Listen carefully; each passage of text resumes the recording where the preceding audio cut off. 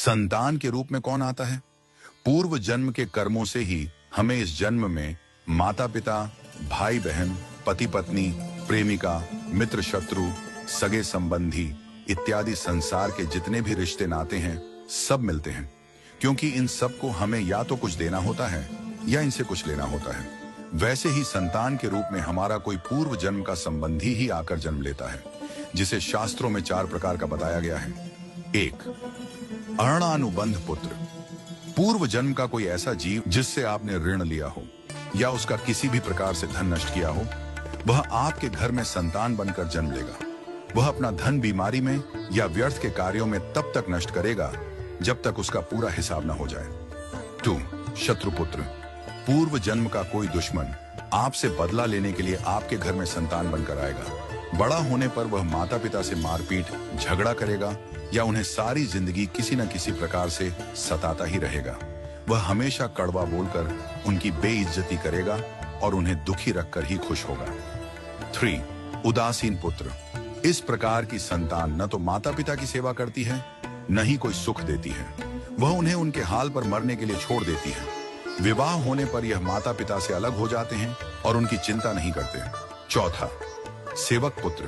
पूर्व जन्म में यदि आपने किसी की खूब सेवा की है तो वह अपनी की हुई सेवा का ऋण उतारने के लिए आपकी सेवा करने के लिए पुत्र बनकर आता है। जो बोया है वही तो काटोगे।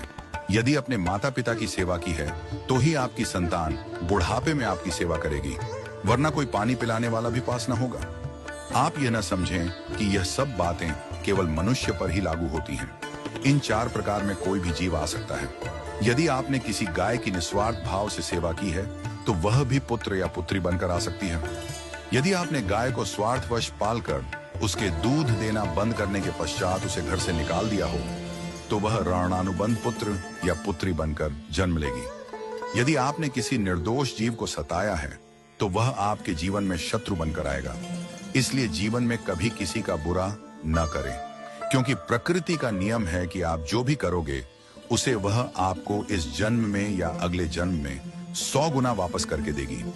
यदि आपने किसी को 1 रुपया दिया है तो समझो आपके खाते में 100 रुपया जमा हो गए हैं। यदि आपने किसी का 1 रुपया छीना है तो समझो आपकी जमा राशि से 100 रुपये निकल गए। जरा सोचिए, आप कौन सा धन साथ लेकर आए थे और कितना साथ लेकर जाओगे?